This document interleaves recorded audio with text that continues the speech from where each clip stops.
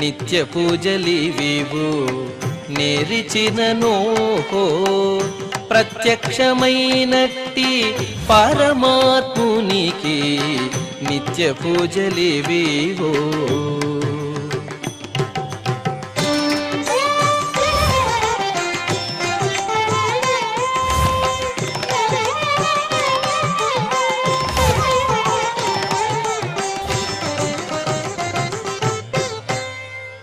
ఓం నమో వెంకటేశాయ. ఈరోజు శుక్రవారము, శ్రీ క్రోధినామ సంవత్సరము, ఉత్తరాయణము, శిశిర ఋతువు, మాఘమాసము, శుక్లపక్షము, దశమి తిథి, రోహిణి నక్షత్రము, ఫిబ్రవరి 7, 2025.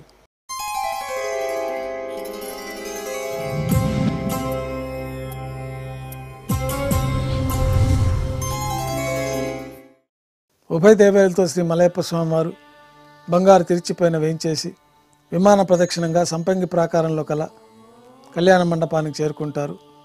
కళ్యాణోత్సవం ప్రారంభమవుతుంది. పుణ్యాహవాచనము, అంకురార్పణ, రక్షాబంధనము, అగ్నిప్రతిష్ఠ, స్వామివారికి అమ్మవార్లకి కళ్యాణోత్సవం సందర్భంగా నూతన పట్టు వస్త్రాల సమర్పణ, మహాసంకల్ప పఠనం, మాంగళ్యాల ఆరాధన, మాంగళ్యాల పూజ నిర్వహించిన తర్వాత శ్రీవారి తరఫున అమ్మవార్లకి మాంగళ్యాల సమర్పణ, శ్రీవారికి అమ్మవార్లకి కర్పూర నీరాజనము, విశేషమైన హోమాలతో పూర్ణాహుతి పూర్తయిన తర్వాత మాలా పరివర్తనం అనే కార్యక్రమాన్ని నిర్వహించి ఉభయ దేవేరులను శ్రీవారి చెంతకు చేర్చి ఈ సందర్భంగా అక్షతారోపణం అనే వైదిక కార్యక్రమాన్ని నిర్వహించిన తర్వాత కర్పూర నీరాజనము, నైవేద్యము, తిరిగి కర్పూర నీరాజనంతో కళ్యాణోత్సవం పూర్తవుతుంది. కళ్యాణోత్సవ భక్తుల దర్శనం అనంతరం ఉభయ దేవేలతో శ్రీ మలయప్ప స్వామివారు ధ్వజస్తంభం వద్ద కల అద్దాల మండపానికి చేరుకుంటారు. వేదపారాయణ నడుమ ఊంజల్ సేవ నిర్వహించి కర్పూర నీరాజనంతో ఊంజల్ సేవ పూర్తి అవుతుంది. ఉభయ దేవేలతో శ్రీ మలయప్ప స్వామివారు మేళతాళాలతో ఊరేగింపుగా ఆలయం వెలుపల కల వైభవోత్సవ మండపానికి చేరుకుంటారు.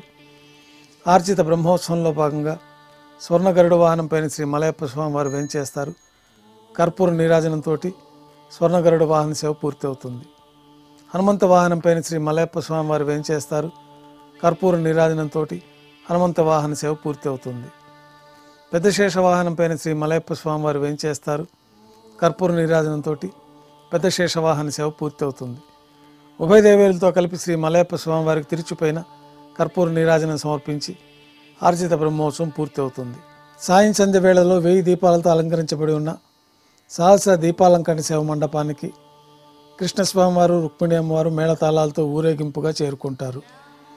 వేదం, నాదం, గానం నడుమ సహస్ర దీపాలంకరణ సేవ నిర్వహించి నక్షత్ర నీరాజనము, కర్పూర నీరాజనంతో సహస్ర దీపాలంకరణ సేవ పూర్తి చేసుకొని కృష్ణస్వామివారు, రుక్మిణి అమ్మవారు 4 తిరువీధుల ఉత్సవం జరుపుకొని ఆలయంలో వేంచేస్తారు. ఆలయంలో రోహిణి ఆస్థానం పూర్తయిన తర్వాత గర్భాలయంలో వేంచేస్తారు. వెంటనే రాత్రి తోమాల సేవ ప్రారంభమవుతుంది. ఉదయం సమర్పించిన పుష్పమాలికలు సల్లింపు చేసుకొని గర్భాలయాన్ని శుద్ధి చేసుకొని పంచపాత్రలో శుద్ధ జలాన్ని నింపుకొని మూలమూర్తికి, ఉత్సవమూర్తులకి శ్రీ వైకానస భగవత్ శాస్త్రోక్తమైన విధానాలతోటి ఉపచారాలు సమర్పించి కొత్త పుష్పమాలికలతో మూలమూర్తికి, ఉత్సవమూర్తులకి అలంకరణ జరిపి చతుర్వేద మంత్రాలతో మంత్రపుష్పాన్ని సమర్పించిన తర్వాత నక్షత్ర నీరాజనము, కర్పూర నీరాజనంతో రాత్రి తోమాల సేవ పూర్తి అవుతుంది. తులసీదళములతో అష్టోత్తర శతనామావళితో అర్చన జరుగుతుంది. రాత్రి నైవేద్యంలో భాగంగా అన్నప్రసాదాలు, పన్యారాలు, దోశ, ఘంటానాదం మధ్య నైవేద్యంగా సమర్పించి తిరువీస నైవేద్యం పూర్తి అయిన తర్వాత భక్తులని సర్వదర్శనానికి అనుమతిస్తారు. కొద్ది విరామం తర్వాత ఏకాంత సేవలో భాగంగా రాత్రి సమర్పించిన పుష్పమాలికలు సల్లింపు చేసుకొని గర్భాలయాన్ని శుద్ధి చేసుకొని బంగారు పంచపాత్రలో బ్రహ్మ తిరువారాధన కోసమై తీర్థాన్ని సమర్పించి ఏకాంత సేవలో భాగంగా కౌతుకభైరమైన శ్రీ భోగ శ్రీనివాసమూర్తి వారిని బంగారు పట్టు పాన్పు పైన వేయించేసి ఈ సందర్భంగా స్వామివారికి దారోష్ణమైన గోక్షీరము, జీడిపప్పు, ద్రాక్ష, కలకండ కలిపిన మిశ్రమాన్ని నైవేద్యంగా సమర్పించి కర్పూర నీరాజనంతో ఏకాంత సేవ పూర్తి అవుతుంది. ఓం నమో వెంకటేశాయ.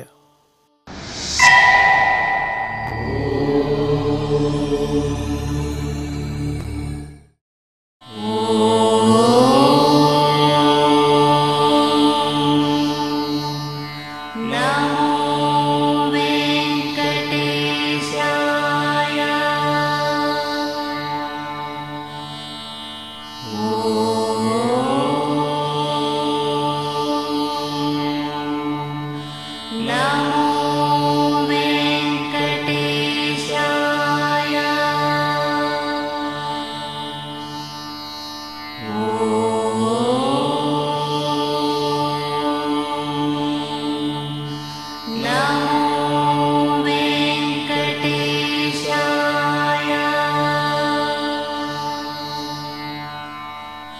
ఓం